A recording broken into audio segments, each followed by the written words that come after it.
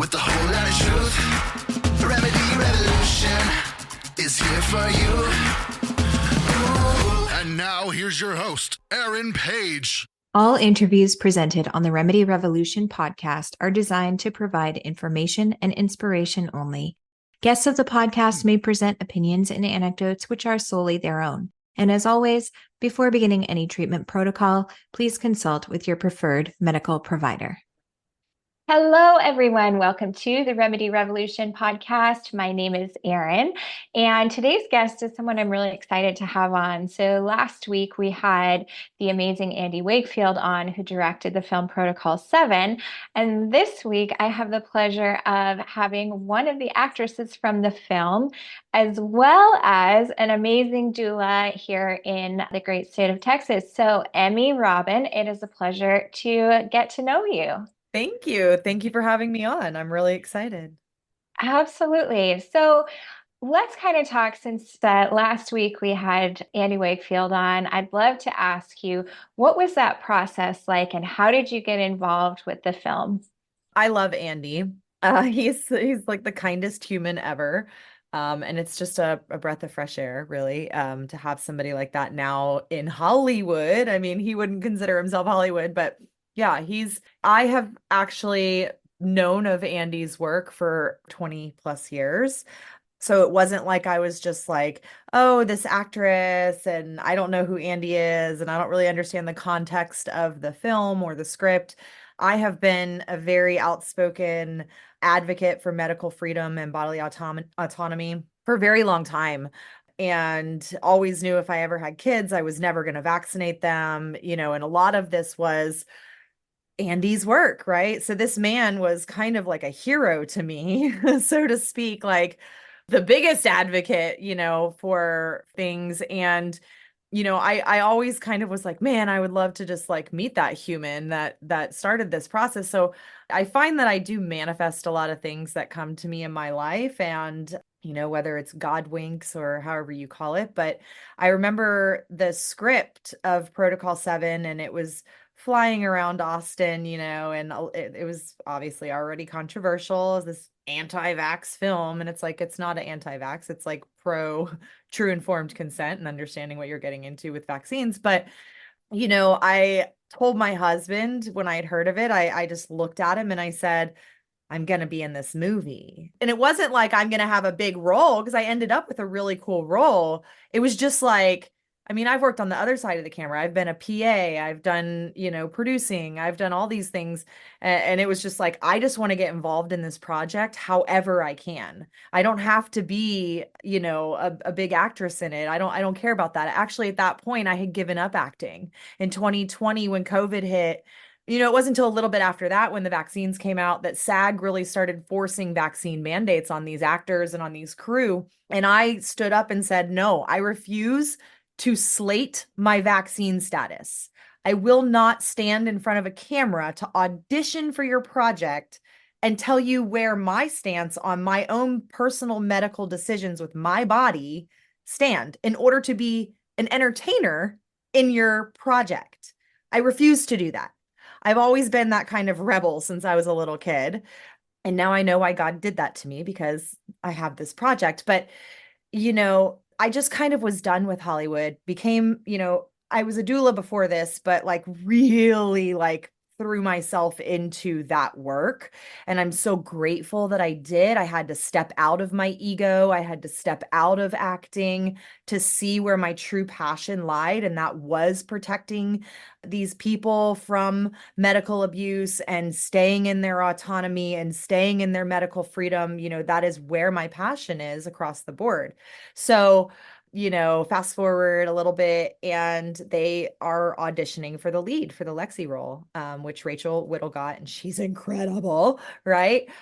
Through that, I auditioned, and I was like, oh my God, here it is. This is this project that I'm talking about, and one of my really good friends works for Alex Jones at InfoWars, and Andy went on InfoWars, and she texted me, and she knows how I am on vaccines, and she like, she was like, oh my God, you're never going to guess who's in the studio today. You would love it. And apparently he's got a new film that he's shooting in Austin, and Alex and I are sitting here telling him that you would be perfect. And he was like, I remember her from her auditions. Apparently, he said that. He was like, oh, I remember her audition quite well. And asked for my number, called and said, we have other roles. Have you read the script? I said, yeah.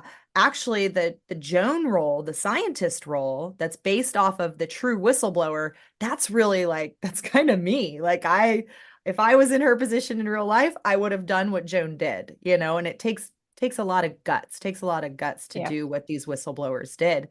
And so Andy was like, all right, well, let me get in touch with the casting director. We'll send you the sides for that. You read for that, and I'll send it to the producers. And, we're going to read other women for it as well. He wasn't just giving me the role at all. I had to audition for it, and I had to prove that I could do it. And it's kind of a cool story. I found out I was pregnant, like a week later.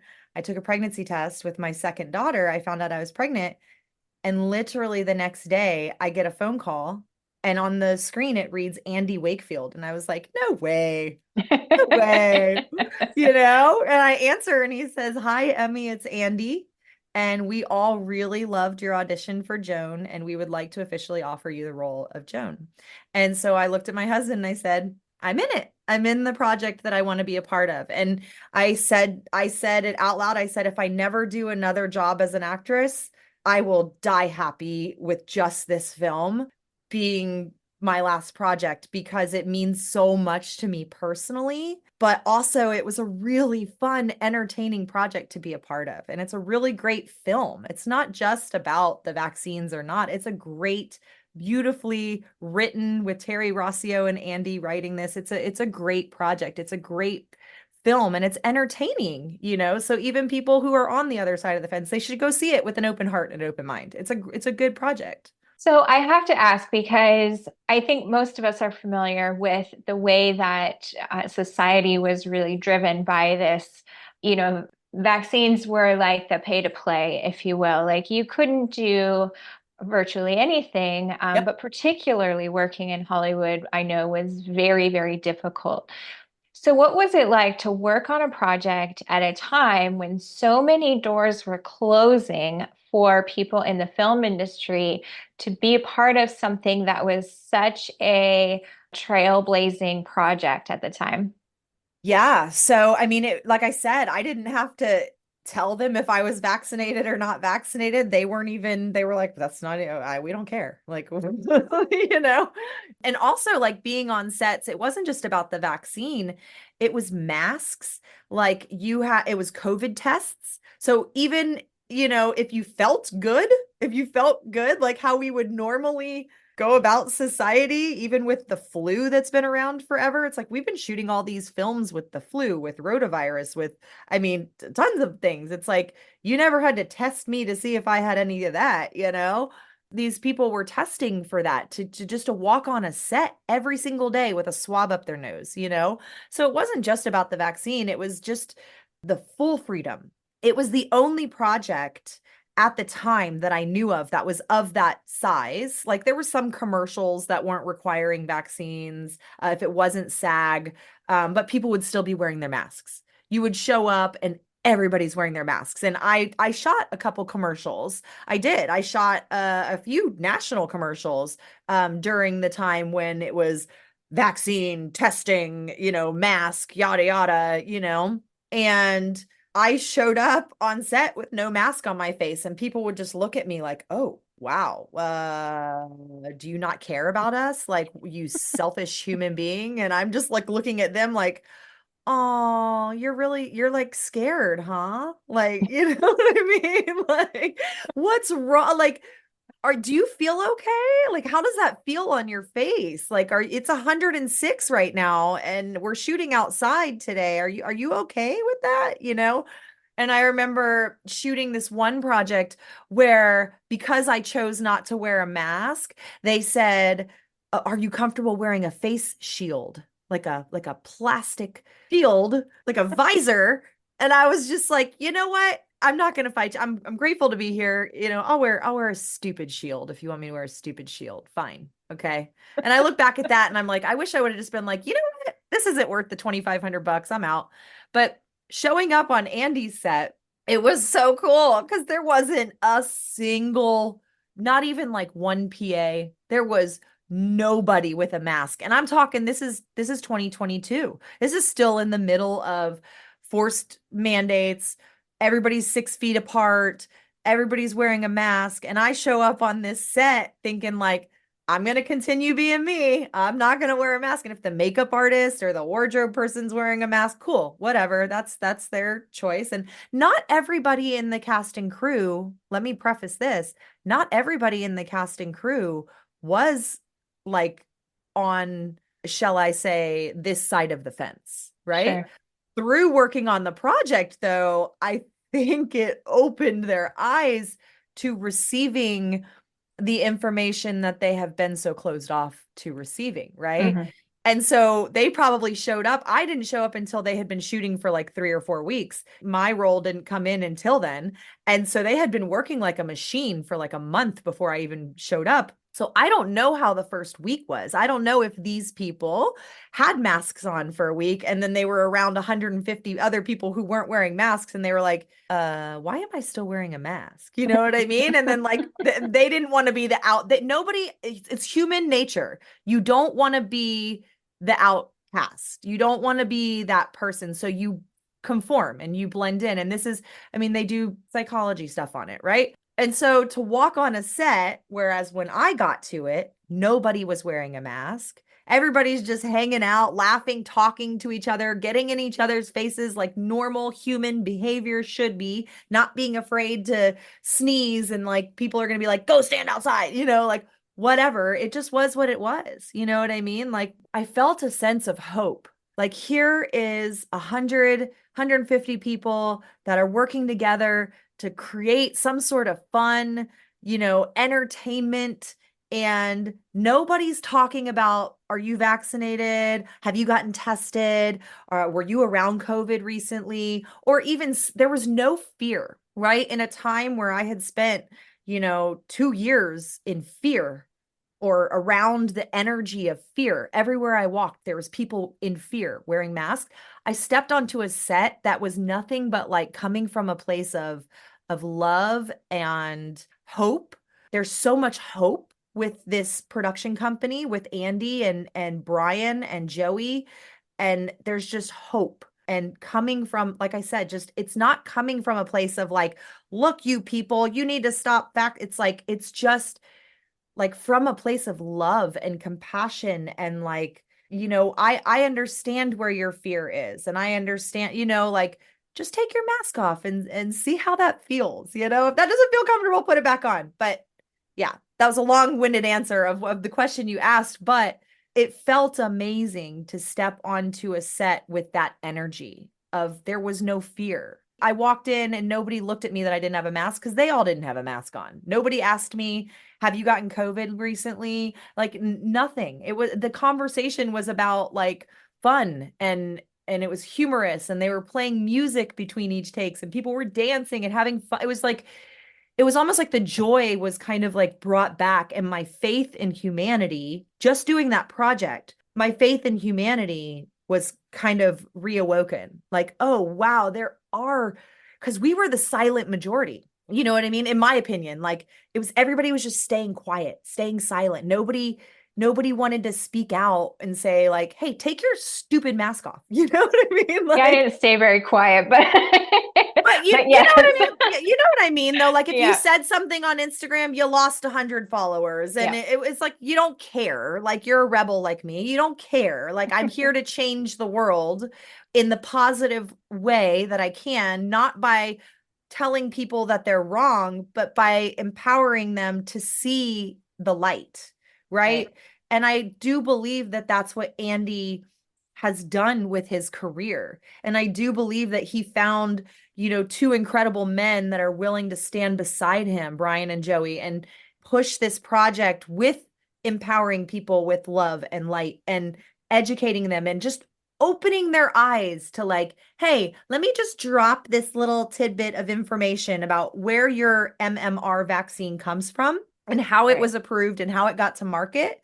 And you do with it at the end of the movie, it says, you are the jury. You, the audience, you are the jury. It drops the little nugget of truth This is not an opinion piece. This is based upon fact. It is based upon a court case that is actively happening, and it drops the little nugget, and then it just kind of, we told the story, we did our job, you take that information and do what you wish. And so just being energetically a part of that project is like, again, I could die happy, you know?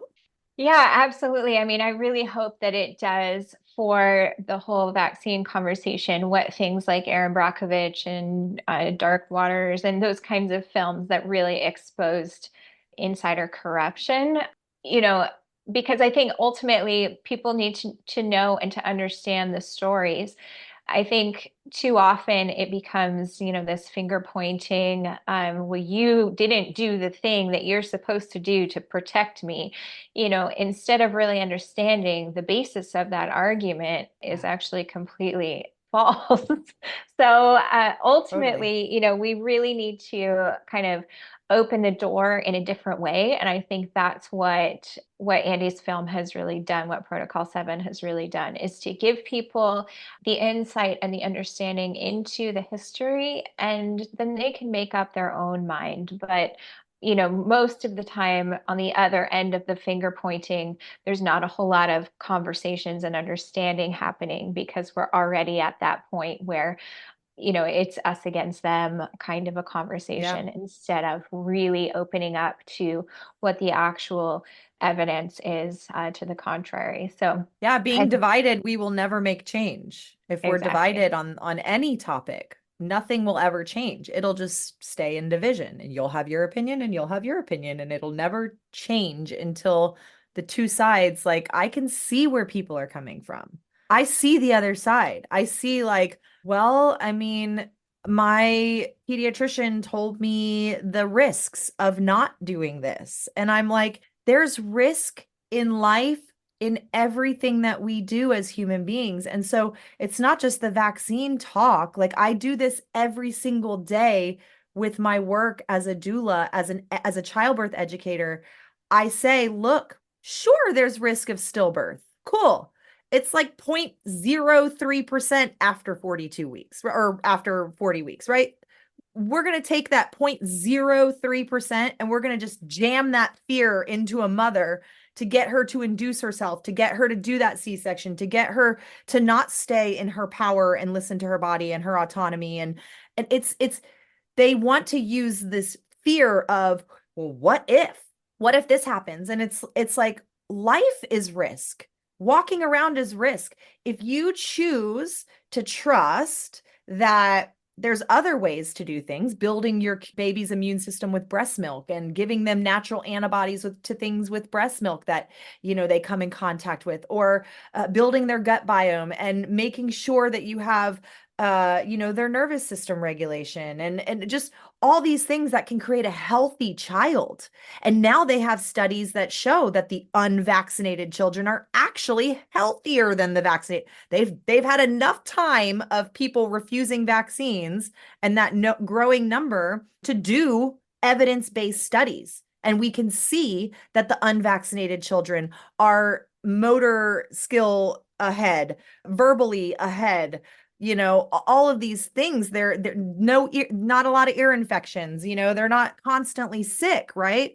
And so we have to take a look and say, am I just doing these shots because I'm in fear of my child getting something like getting polio? Okay, well, let's talk about polio. Well, polio is 95%, like, it's like, what is happening? You see that they blamed the unvaccinated for COVID. They're still doing it with all of these other things that naturally declined before their vaccines came out, right?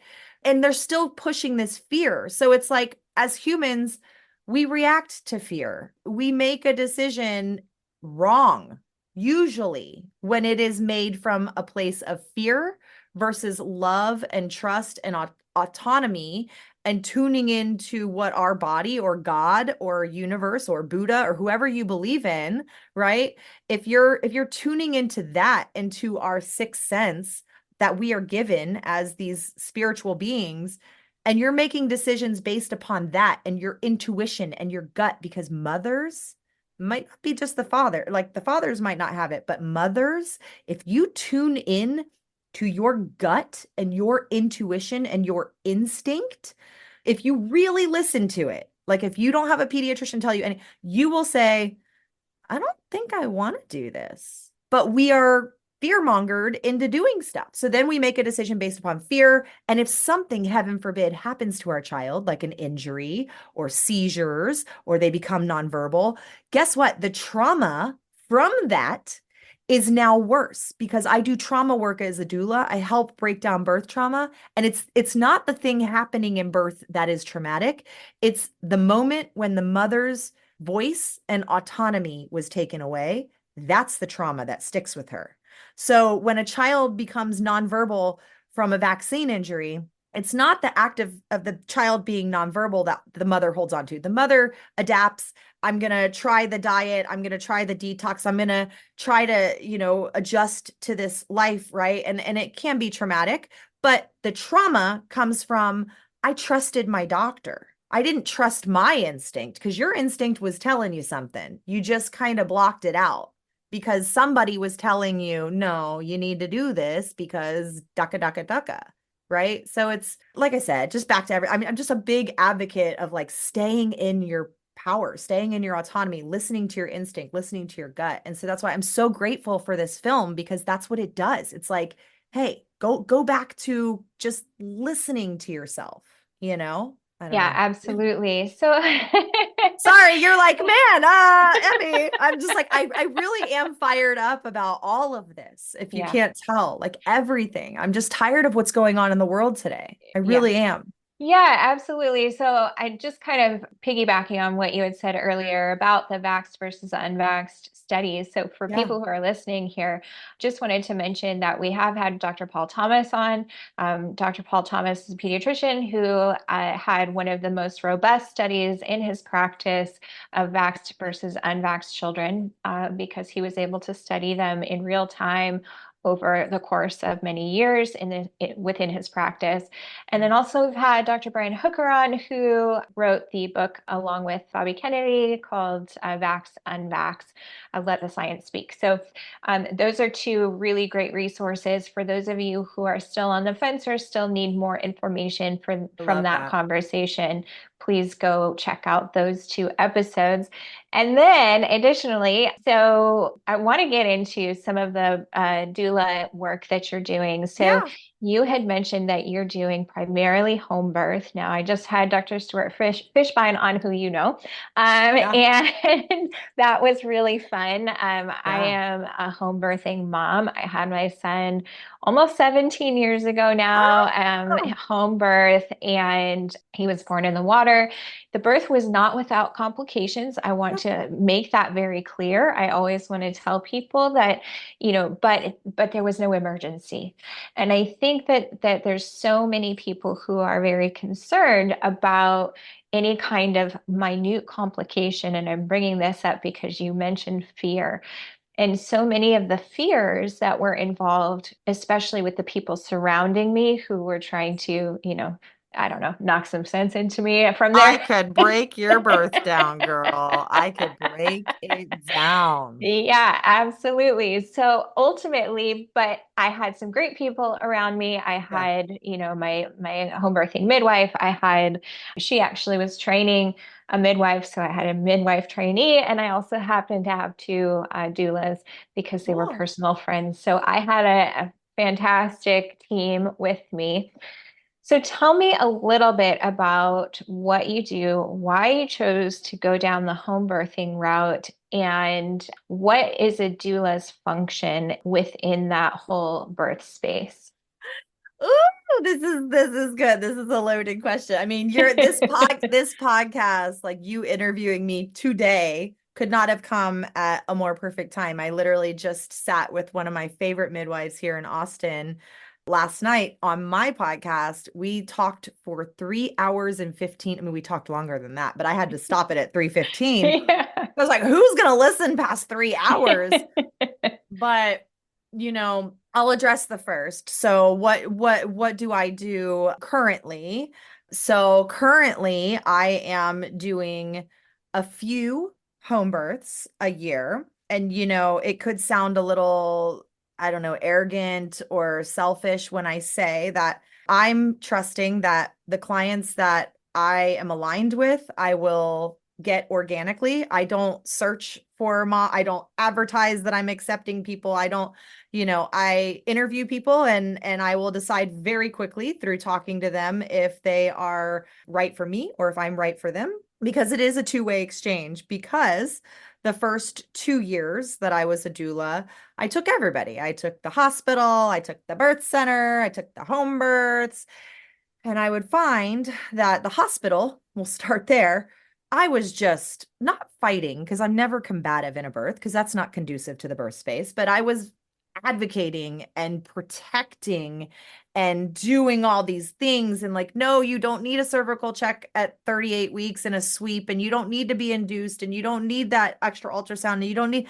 just constantly trying to like tell the mom, and like, they're not going to listen to me because I'm not the practitioner, nor am I supposed to, as a doula, give any medical advice. So my certifications that are on the wall behind me state, when I got certified, that as a doula, so we'll go from the first to the last and then back to the first. Your last question was, what's the role of a doula? Well, a doula is your support person. A doula is someone who is there to support you, empower you, guide you, help physically with pain relief, just really be that motherly, sisterly energy that you need when you're in such a vulnerable state in birth. And a lot of the times our husbands are freaking out. And so sometimes the mom has it, and I'm usually doulaing the husband. Like, I promise she's vomiting, but this is a good thing. You know what I mean? Like, it's a lot of the times it's that, right? I'm just bringing this like no fear, full trust, mom's doing it energy into the birth, right? At least that's how I practice as a doula. But going back to, I was always like so proud to be certified. Like I went through hours and hours and hours of training. I mean, I'm talking like after I like decided I was going to be a doula, like when I decide I'm going to do something, I'm like one of those people that's like, I will be a doctor in 2 years because I will take 20 hours a day of education. Like when I got my massage therapy license at 19, I could have done it in like weekends and this and that. No, I did the Monday through Friday, 8 a.m. to 4 p.m. class. And I finished my, I finished my massage therapy license in like 4 weeks. Right. So I wanted to be a birth doula. I wanted to be a postpartum doula. I wanted to also be a childbirth educator. I wanted to be a breastfeeding counselor. And then they offered a fifth certification, if you did all of those, to get advanced lactation counseling, which is an extra, I mean, it's like 90 hours of lactation, right? So I knew that if I was going to support a woman, I wanted to support a woman fully, from conception and trusting in her body in conception, all the way to breastfeeding and like the normal things postpartum, or how can I support you in your relationship and what's happening in that dynamic, or with the sibling and integration with sibling and baby. Like, I do all of it, right? But at the beginning, I took those certifications very seriously. Like, Emmy, never question the obstetrician. Emmy, never question the midwife. If the midwife says something, you just agree and nod and smile, even if you physically in your body feel sick about what was just said or done. You just be a good little doula, and you sit there and you just support the mother. And if the midwife is saying we need to transfer because you look exhausted and I don't think you can do this, then all of a sudden you can't fight the midwife in that moment. You have to just like support the mother, keep her calm, hope that she advocates for herself. But if she agrees with the midwife, you can't sit there and try to convince her, because it's just going to take too long in that energetic space. So you just now have to switch your role to, okay, I'm going to go to the hospital with you and I'm going to advocate for you, right? So it was like, it wasn't just obstetricians and hospitals that I started seeing this gaslighting, fear mongering, and abuse with. I started witnessing it in the past few years that I've been doing this, from home birth midwives and birth centers in particularly, where midwives go to get all the training when they get out of school, and you're getting like 20 different midwives at every prenatal. And so you don't know who's coming into your birth space, and they don't really care because they're catching like 20 babies a week, and it just is what it is, right? And so recently, like very recently, I have decided that I will no longer be silent. After my birth with my second daughter, which was an HBAC, it was a home birth after a cesarean. My first daughter ended in a cesarean because I thought I was going to do this natural birth at a birth center. And looking back, I was completely gaslit and fear-mongered my entire pregnancy. This is a big baby. You should really, just be doing all the miles, do all these things to try to get this baby. Oh, if you go too late, you can't birth at the birth center. So you got to start thinking about hospital, all of these things that like women shouldn't be even thinking about in pregnancy, right? And so after I had my daughter, Georgia, almost a year, well, almost a year and 2 months ago, as soon as she was born, it was like this thing came to me where I was like, I have to use my voice. And so I started my podcast. And my first episode is called Why Home Birth, right? It's called Empowered Birth, Love, and Life because I cover everything. Cover homeschooling, I cover just everything. But I found that using my voice like that, it was almost like I was releasing all of this anger and pent up like things I wanted to say to these midwives and these OBs in the moment that I couldn't say because I was a doula and that wasn't my job.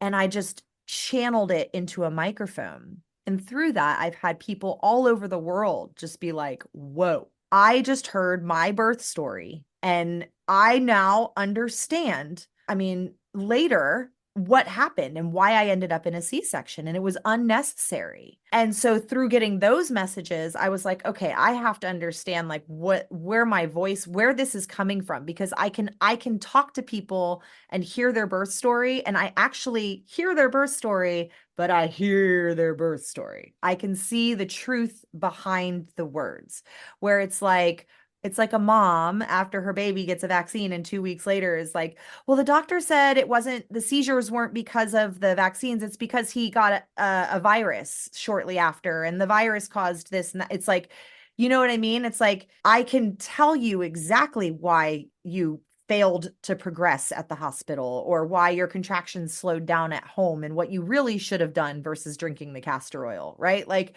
I can do this with women. And so I was like, well, I'm not a counselor, so I can't do that. So do I go get my counseling license? Do I go get my therapy license? Do I become a psychologist? And then I said, no, I don't even want that. I don't want that kind of license. I don't want to be licensed or certified on things anymore. I just want to be educated to be able to help these people. So I went and I got somatic EMDR certified. And what that did was it opened my mind to somatics. And I can now understand the vagus nerve and how it works within the body and how important our vagus nerve is and how when we are born, it sets our regulation of not just the mother in her birth, it sets up the baby's regulation of their nervous system for life. So when babies are born via C-section, they're not getting the regulation that they're supposed to get, right? So it's a whole thing. And so now I have found that that's why I've kind of stepped away from birth, right? And the moms that listen to my podcast and they're like, oh my God, you are speaking my language. I'm pregnant. Please be my doula. I'm like, cool. You've listened to every episode of my podcast. You understand. We can work together, right? But I don't have the time to sit there and change somebody's opinion about why they shouldn't birth in the hospital and they should birth at home. If I'm having to do that, then I'm not the doula for you because you already have fear. And I don't work from a place of fear. I work from a place of trust and love and intuition. And you can do this. You can do this breech. You can do this past 42 weeks. You can do that. However you want to birth, you can do this. Right. So now my jam, my new jam is just empowering women. I want to be the Tony Robbins of doulas. That's literally what I tell people. I've put it out there in the universe a ton of times. I pray to God about it. I want to be talking to thousands of women at a time and telling them that they are not broken. You were not created wrong. Your baby was not created wrong. Are there reasons for true medical emergency where an obstetrician is needed? Sure. But that's less than 1% of the time. And if you're not meddling with birth in any way, I'm talking like from being told things at your 20-week anatomy scan, like, oh, your baby's measuring like 23 weeks. That might be a big baby. And so for another 20 weeks, now all you're thinking is, oh crap, I'm going to have a big baby. And then that puts fear into you where fear should never have been. So it's language, it's verbiage. It starts with that. It's not even just the physical interventions, right? So my goal is that women can contact me before they even conceive because they have fears of birth stories that were told to them by their best friend or their sister or their mother or their grandmother. And I'm like, hey, send those women to me. I'll break their trauma down, but then I'll also break down that birth trauma that you heard because birth trauma is sticky. When you tell a traumatic birth to a mother with a working womb, even somebody that's like, oh, I'm never going to have kids. Go ahead, spill it on me. Tell me, I thought I wasn't going to have children until I was 37. That's when I decided I wanted kids. Had my first baby at 38, had my second at 41. So you never know when somebody is going to have a child. And I get that when you have birth trauma, that's it. That's something like things can go wrong and things went wrong in my birth. And it's like, talk to a professional that can help you break it down. Talk to somebody who understands birth. And if it's something that's random, like that 1%, somebody that can hold space for that, that has the ability to just hold space for that and help you through it. But your best friend who is trying to conceive with her husband and really wants to do a home birth, and you ended up having a birth in the hospital where your baby came out not breathing because you got induced or whatever, you don't tell your best friend that story because you want to prevent her from having that happen in her birth. So maybe she should be in a hospital because you're not understanding exactly what happened to you. You think the doctors saved you. You think the doctors saved your baby, but they started it with the iatrogenic care that they do within the hospital system, right? And so that's kind of how I work. And I just want to empower women to just trust their body and trust their baby. That's literally the tagline of my podcast, So my new jam is to be the Tony Robbins of doulas. I want a sea of women being like, yes, I can. You know what I mean? Like, even if they've had 2-3 cesareans and they want to have that VBAC, yes, you can. Yes, you can. Because I've seen it. I've helped women do it. I've helped them go to 43-1 and their baby flipped breech at 42 and then their baby flipped back breech at 43. Like, I've had the gambit and I understand true physiological birth. And I think there's some midwives that are still practicing out there that don't. The birth was so much fear that almost they're bringing that fear and they're manifesting into that woman's birth. So, as of last night, my new mission is to go forth and empower these midwives to go back and unlearn what they've been taught by their medical license school, because they're still putting women into boxes. They're still putting these protocols on home birth that should not be. If a mom is choosing a midwife and a home birth, it should be like the midwife's in the corner just knitting a scarf and like literally just like, oh yeah, you're doing great. And it should be completely undisturbed. Truthfully, right? Undisturbed. You are not messing with the hormones of labor. And I know Dr. Stu talks about this all the time. It's so, so important. We are mammals. And just saying something, right? We talk about hemorrhage. We talk about hemorrhage in home birth. Every midwife is like, oh, the birth itself's fine. My job starts when the third stage starts. And I'm like, why do you think like that? Why do you think like that? Why do you think that a placenta is going to be the problem? Do you know why the placenta is the problem? Do you know why you're experiencing so much hemorrhage? It's because you either induced that birth because you were scared of where that mom was at and she was going to go past 42. So you induced it with primrose oil, tinctures, pumping, castor oil. So you messed with the hormone cocktail that would have naturally happened already. Or in the birth, we're doing vag exam, or we're doing tinctures and pumping and, oh, your contractions slowed down. We need to bring them back up versus get a nap, because sometimes contractions will be in the throes and stop for 6 hours. That doesn't mean something's wrong. It means you need a nap and the baby needs a nap. And usually the mom progresses after that, right? Or at the end, they're tugging at the cord. Or what happens when a baby comes out at a home birth?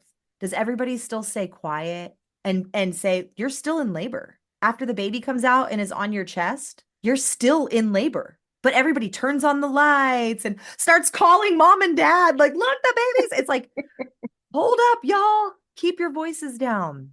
Keep the lights low. This is time for mom to bond with the baby. This is time for them to eye gaze. This is time for her to allow this beautiful oxytocin to start flowing. And maybe the baby's rooting. And so we can try a little breastfeeding. We can try to get a latch and that's exciting. And mom and dad are kissing and dad's saying, "Oh my God, I'm so proud of you. You did it." Right. And we're not disrupting any of this. We're just holding space and we're witnessing the beauty of birth. And when you do that, you don't have hemorrhage. It doesn't happen.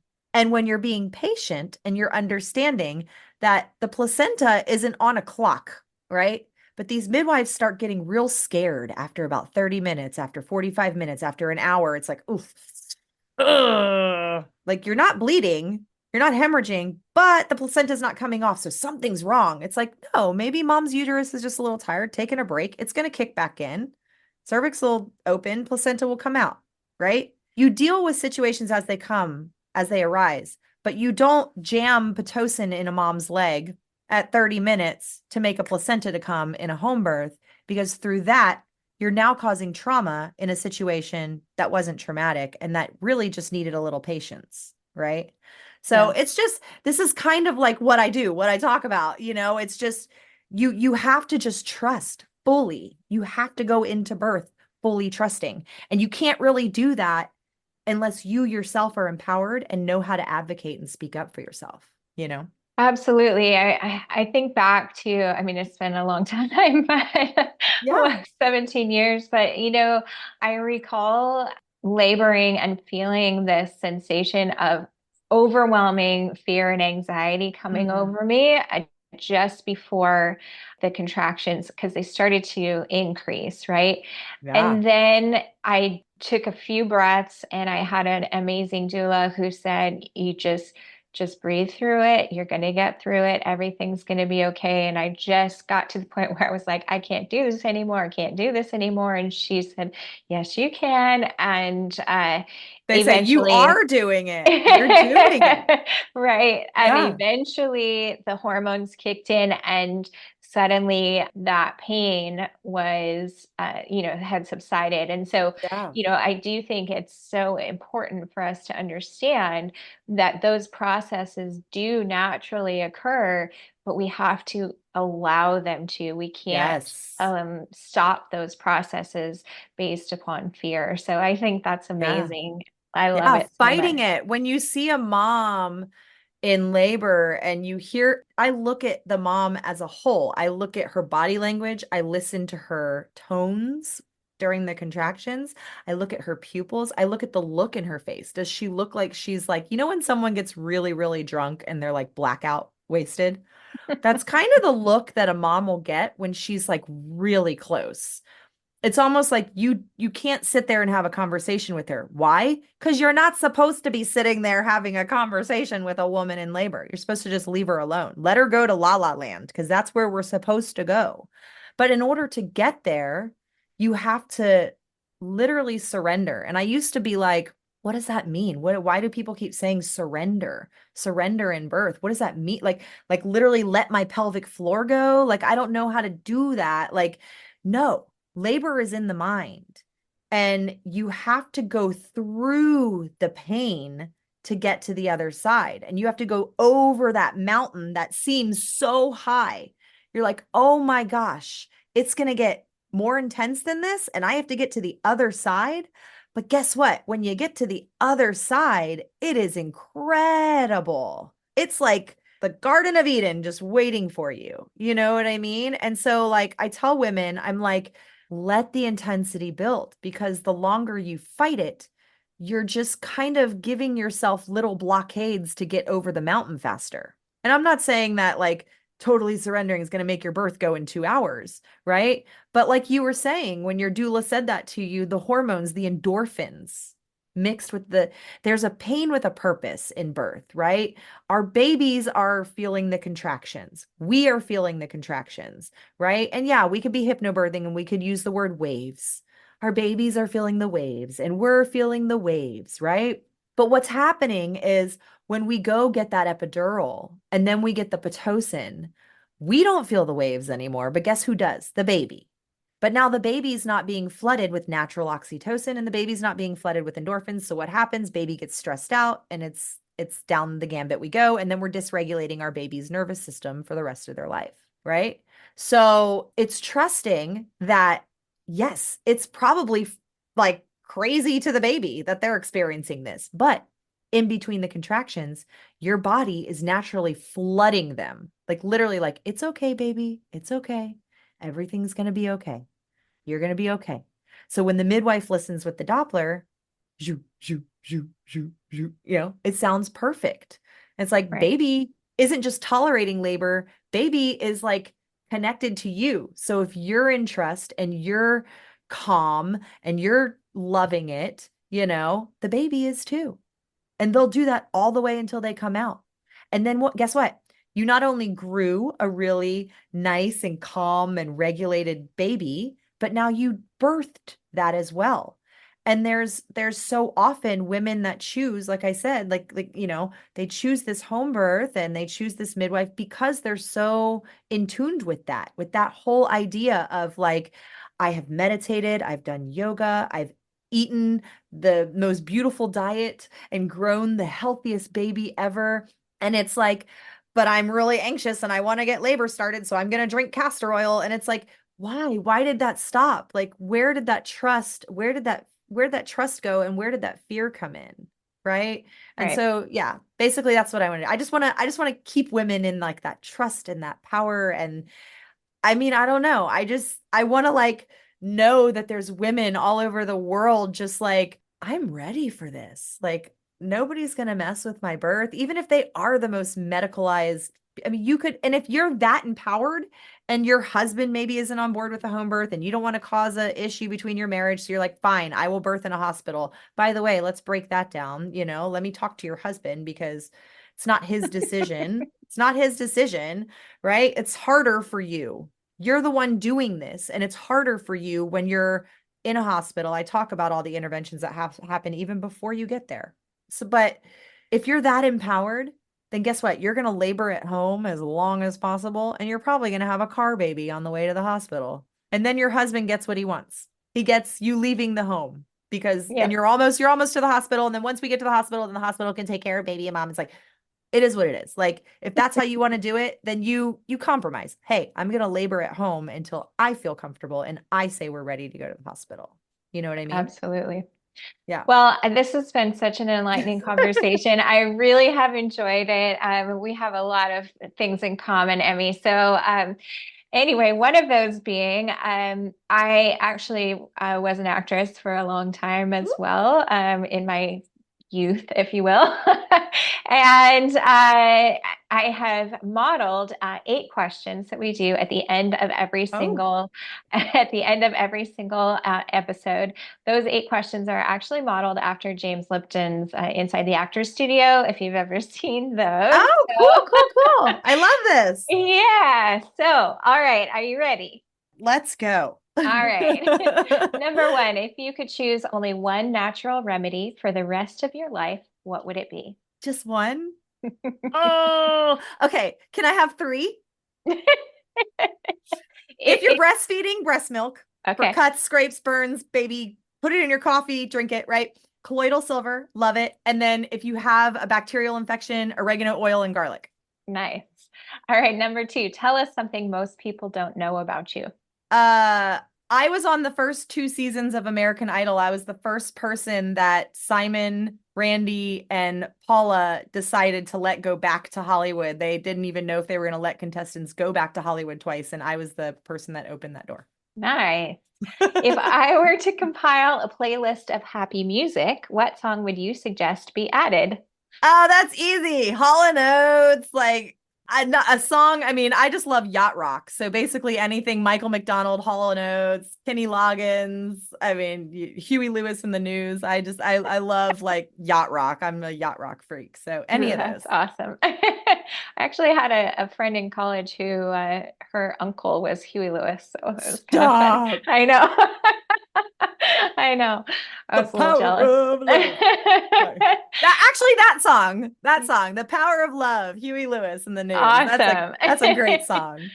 All right. What is your favorite guilty pleasure? Pepperoncini peppers. It's Nice. weird, but I love pepperoncini peppers. I could eat a whole jar of them and my body hates me, but I love it.